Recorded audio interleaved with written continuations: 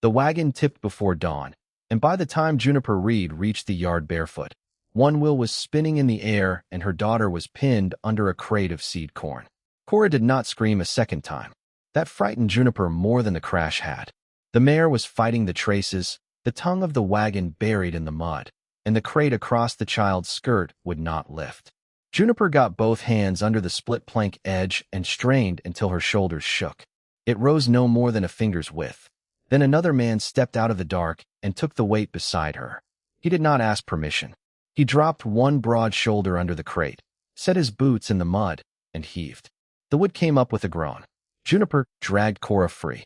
In the same breath the mare kicked, wild-eyed and lathered. The stranger caught the bridle, laid one huge hand against the animal's cheek, and spoke so softly Juniper could not make out the words. The mare shuddered, blew steam, and went still. Only then did he straighten. The man who had rented the abandoned Keller farm 3 months ago was taller than any neighbor for 20 miles, thick through the chest, and scarred across one eyebrow. His sleeve had ridden back.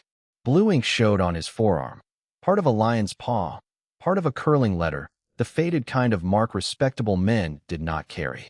Blood ran from a nail cut in his palm, but he did not seem to notice. "You're hurt," Juniper said. "Not enough to matter." His voice had the road in it. Not Colorado. Not Kansas either. Too many places worn together. Cora clung to Juniper's waist and stared at him with wet, unblinking awe. He looked away from the child at once, as if tears were harder for him than wreckage. Before we go any further, settle in wherever you're listening from tonight, and let us know in the comments where the story finds you. These tales travel far better when we can imagine the porches, kitchens, and quiet rooms they land in. "You saved her," Juniper said. He gave one small nod. "Gideon Shaw." Juniper Reed. That seemed enough talk for him. By full daylight he had righted the wagon, patched the crate, and calmed the mare so completely Cora was feeding her apple peels from a cautious hand. Juniper watched Gideon work and understood, with the odd certainty that arrives before explanation, that he had spent years measuring exactly what his body could do in a crisis. "Were you in the army?" Cora asked. "No." "Then how come you can lift like that?" "Practice." She pointed at the blue ink. "What's that from?" For the first time he changed. Not much. Just a tightening at the mouth, a stillness that did not belong to morning chores. "Long ago," he said. He pulled his sleeve down after that. By noon he had gone back across the strip between their farms, carrying his split knuckles and silence with him. The Keller place had stood empty for years before Gideon took it on, but in 3 months he had mended the pump, cleared the ditch, and turned dead ground green. He paid cash in town, kept no callers, and gave gossip plenty to chew on. Juniper, who had been chewed by gossip since Ezra died, tried not to listen.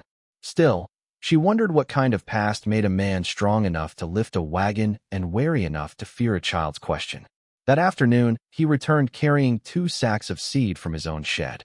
"You lost half your planting," he said, setting them on the porch. "Take these. I can pay." "I know." He said it without pity. That annoyed her almost as much as if he had offered some. "Then why bring them?" His eyes went to Cora in the yard, carefully pressing kernels into straight little furrows with a stick. "Because the ground doesn't wait for pride." It was such an aggravatingly sensible answer that Juniper had no good reply. She stepped aside, and he carried the seed into her pantry as if he had always known where things belonged there. For 6 days the weather held fair. They planted from sunrise until the shadows lengthened blue across the fields. Gideon came when a task needed 2 backs and left before any real neighborliness could begin. Juniper found herself listening for his boots on the porch and disliking that habit immediately. On the 7th evening, Cora came up from the fence line holding a strip of red and gold paper. "Look what blew in," she said. Juniper took it. The piece was torn jaggedly through a painted horse and a cheering crowd, but enough remained to show a giant man lifting a barbell over his head. Across the bottom, in faded gilt, ran the words "Iron Gideon," the man in no chain could hold. Juniper looked toward the Keller well. Gideon was drawing water. Even at that distance, she saw the second he noticed what lay in her hands. He froze. Then he came across the field fast. "Where did you get that?" Cora startled at the tone. He heard himself and gentled it. "I'm sorry. Where was it?" "By the fence," Juniper said. He took the paper as if it might cut. The color had drained from his face. Wind didn't carry this, he said. Then who did? He looked toward the road into town. The sun set out, there was all copper in distance. A man I hoped had forgotten me. That night Juniper checked the latch twice. Near midnight, hoofbeats passed hard on the road. At dawn, Gideon stood in her yard with a brass token in his hand. One side bore a tent and a rearing horse. On the other, scratched deep with a knife, were 4 words. Found you. Come alone. Who sent it? Juniper asked. Harlan Voss, Gideon said. He owned the circus I worked for. His jaw flexed once. If he's here, he isn't here for a social call. The eggs in Juniper's apron pocket, the smell of bread from the kitchen, Cora reciting sums inside the house. Everything ordinary seemed to bend around those words and make room for trouble. Nothing was going back. Juniper drove to town that morning anyway. Fear got bigger when you gave it a whole day to itself. She had feed to order and wire waiting at Goss Mercantile. Gideon rode behind the wagon, eyes moving over the flats. Town was small enough that by the time Juniper tied up at the hitch rail, half the place had noticed Gideon escorting her in. Inside, Calvin Thorne was already at the counter in his striped vest and bright watch chain. Mrs. Reed, he said, smiling his banker's smile. Still considering my offer on your South 40, I trust. Still trusting you'll survive another refusal, Mr. Thorne. His smile stayed put. His eyes sharpened. Water rights are dear this season. Sentiment is not a profitable crop. Good thing I don't plant sentiment. Cora bit her lip to keep from laughing. Gideon, by the door, almost smiled. Then the bell rang. The man who entered wore city black despite the dust, gloves too fine for this country, and the easy balance of someone accustomed to crowds and danger both. His hair had gone iron at the temples. A gold ring flashed on his little finger. He carried no visible gun. Men like that often preferred the gun to arrive later. Gideon, he said warmly. There you are. Gideon went still. Harlan. Thorne's expression did not change, but Juniper knew at once the banker had seen this man before. Voss peeled off one glove. You left my enterprise without notice. Costly habit in business. I'm not in your business anymore. No. Now you're in mine. Voss's gaze touched Juniper, then Cora, then came back. Fine patch of country you've chosen. Shame if it grew complicated. Juniper stepped closer to her daughter. If you've got words, keep them on the man you named. I intend to. He laid a folded survey map on the counter. Juniper saw her acreage at once. Mr. Thorne and I were discussing adjacent parcels, Voss said. Your farm and Mr. Shaw's together make a useful strip. Road frontage. Ditch access. Room for holding pins if the rail spur comes through. Progress does so enjoy cooperation. Juniper looked at Thorne. The banker studied the pickle barrel. Gideon's voice lowered. What do you want? Voss smiled like silk over a blade. What you took from me. The ledger. Bring it tonight to the old lime kiln east of your place, and maybe these decent people can return to worrying over rain. Cora's fingers tightened around Juniper's sleeve. Gideon did not glance at the child, but some new hardness entered his face. And if I don't? Voss looked toward the window, where townsfolk had begun to slow outside. Then stories move. Stories about a circus bruiser. Stories about stolen property. Stories about widows keeping bad company. Towns are built from boards and talk, Gideon. Fire takes the first. I take the second. He left as smoothly as he had entered. Outside, while Cora climbed into the wagon, Juniper said, Tell me the truth. He stared across the street. Voss ran a traveling show. I was the strong man, and later the fool who kept order for him. I collected debts, brought boys back when they ran, and believed him once too often. A fire took a child. Afterward, I found his ledger, bribes, claims, names, enough to ruin him, and I ran west with it. Did you light the fire? No. Then why do you stand like a man waiting to hang for it? His laugh held no humor. Because not striking the match isn't the same as stopping the flames. Juniper said nothing, but grief knew grief when it heard it. Come to the house after dark, she said. No. If Voss sees. He's already seen. Men like that never stop at one threat. If you ride off, he'll come through my place anyway because that's the easiest pressure to apply. So come after dark and use the back door. He stared at her. Juniper. A man can carry a tent on his back and still not know how to step inside a home, she said. Lucky for you, I do. If you had been standing where she stood, what would you have done? Tell us in the comments. Open the door to a man with danger on his heels, or barred it and prayed his trouble kept riding. He came after Cora was asleep. Juniper set coffee on the kitchen table. Gideon remained standing until she pointed at the chair. Sit. I make chairs nervous. Then be gentle with it. That drew the faintest breath of laughter from him. Together they spread Thorne's survey map, Ezra's paid notes, and a rough sketch of the ditch. It took only minutes to see the scheme. Juniper's South 40 touched the county road and headgate. Gideon's acreage completed the access. With both parcels, Voss could build stock pens beside the proposed rail spur. Ezra borrowed the year hail ruined us, Juniper said. I paid every note I was shown. Shown, Gideon repeated. She met his eyes. He understood immediately. There's another note, he said. Or one he'll invent. A board creaked on the porch. Both went still. Another creak. Then Voss's voice through the door, calm as church music. Midnight is a poor hour for secrets, Mrs. Reed, particularly with dry hay stacked so near. Juniper reached above the pantry and took down Ezra's shotgun. Gideon pushed it back toward her. You know this house, he whispered. And I know what men like him count on, she whispered back. They count on women trembling. She opened the door a crack. Voss stood with 3 men behind him, one holding a lantern, another rope. Ledger, he said. Not here, Gideon answered. Then fetch it. And while I'm gone. Voss tipped his head toward the barn. I take collateral. Cora had come into the kitchen barefoot and silent.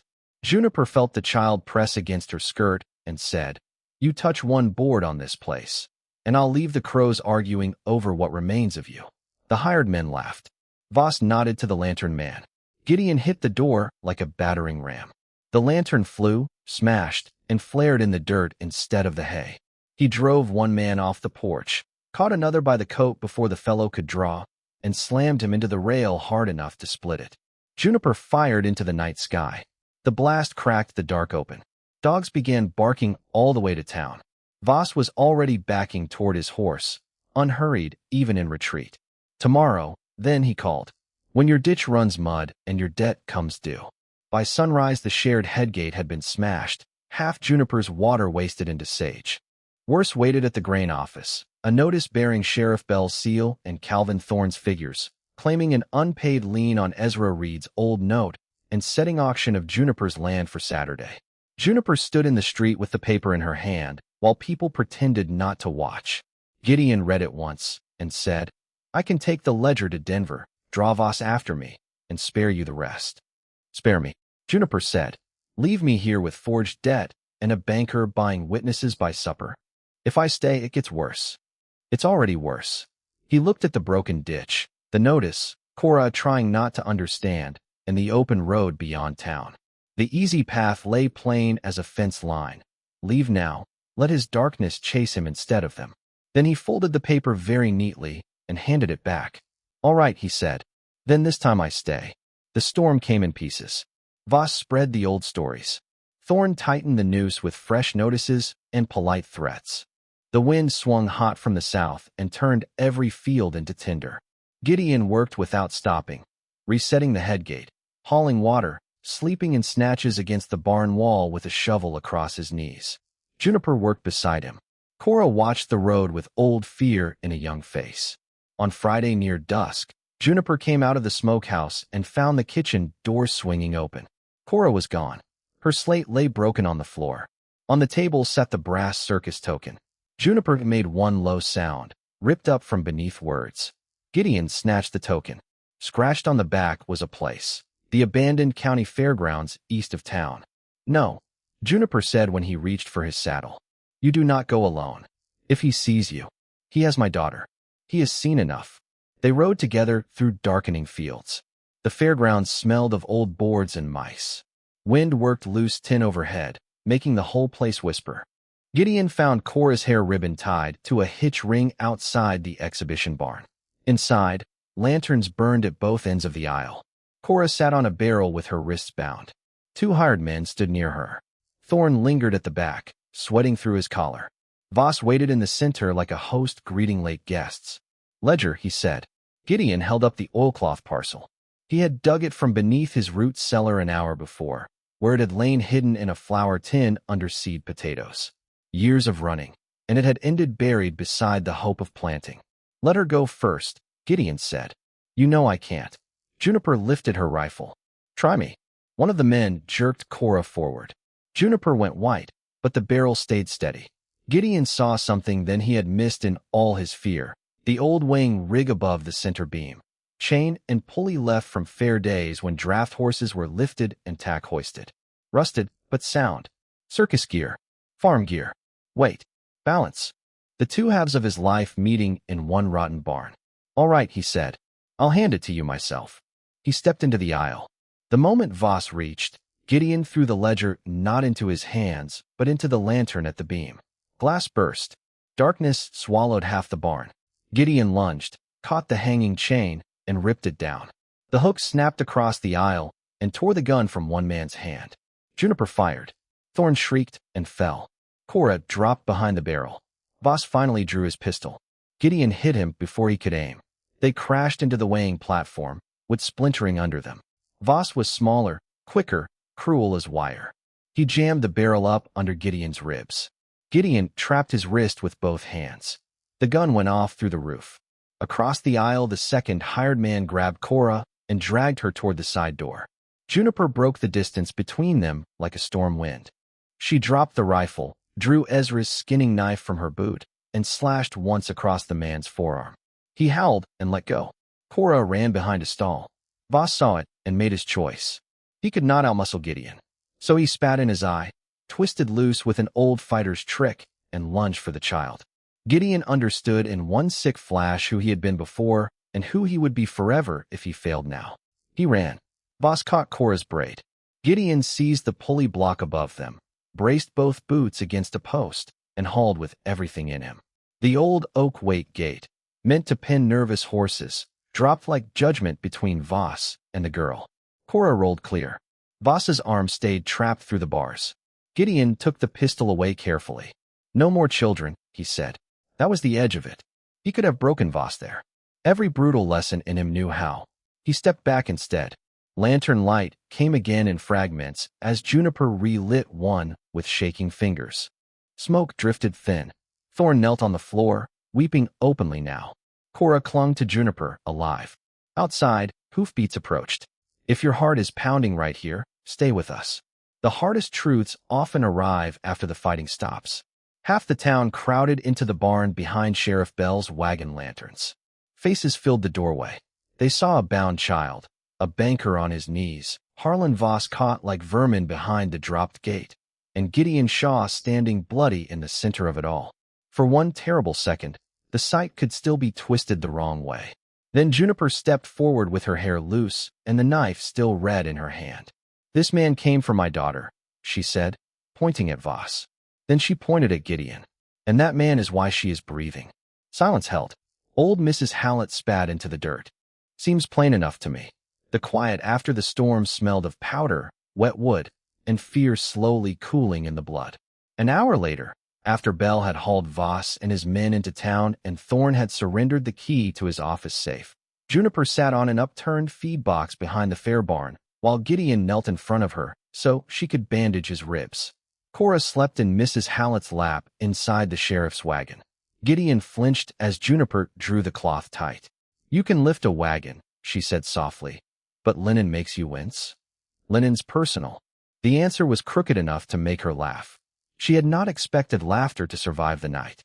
When Ezra died, she said, tying the bandage, people brought casseroles for 11 days. On the 12th they brought advice. Sell. Move. Let a man manage the stock. As if grief had made me simple. She looked toward the wagon where Cora slept. I kept the lamp lit every night for months, and there was never anyone coming up the walk. Lonely as a house with the lamp lit, and nobody expected. He closed his eyes. The boy in the circus fire was 12, he said after a moment. Tomas. He wanted chickens more than applause. Kept asking what a real farm looked like.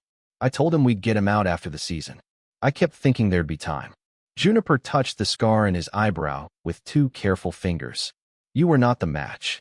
No, just the fool holding the lantern. He looked at her then, stripped of every defense he had carried west. I've been walking so long I forgot a man can stop. She opened her hand. Ezra's old brass key lay in her palm, the one to the cedar chest at the foot of her bed where deeds and private things were kept. Then stop. she said, placing it in his bandaged hand. Not because you owe us. Because I would like you here when the lamp is lit. If this story is moving something tender in you tonight, that is exactly why we tell them. A like and a subscribe help keep these lamplights burning for everyone who still needs them. Gideon curled his fingers around the key as if it were the heaviest thing he had ever held. I don't know the first thing about being kept. Good, Juniper said. I wasn't offering to keep you. I was asking whether you might stay. He bowed his head, overcome not by pain but by gratitude too large for words. When he looked up, the whole hard arrangement of his face had softened. He touched his forehead to the back of her hand and held it there one breath longer than friendship required. Warmth, but not safety. Dawn would bring ledgers, testimony, and the uglier kind of fighting done in clean shirts. What now? Juniper asked. Gideon closed his hand around the key. Now we finish it where everybody can see. By noon the next day, half the county seemed crammed into the courthouse annex.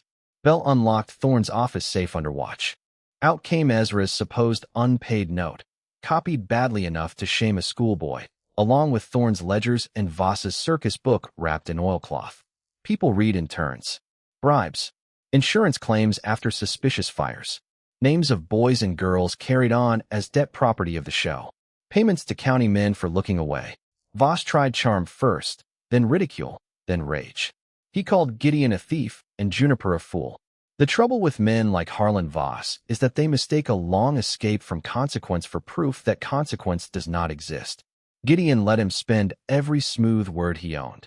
Then he stepped forward and laid his bandaged hand on the ledger.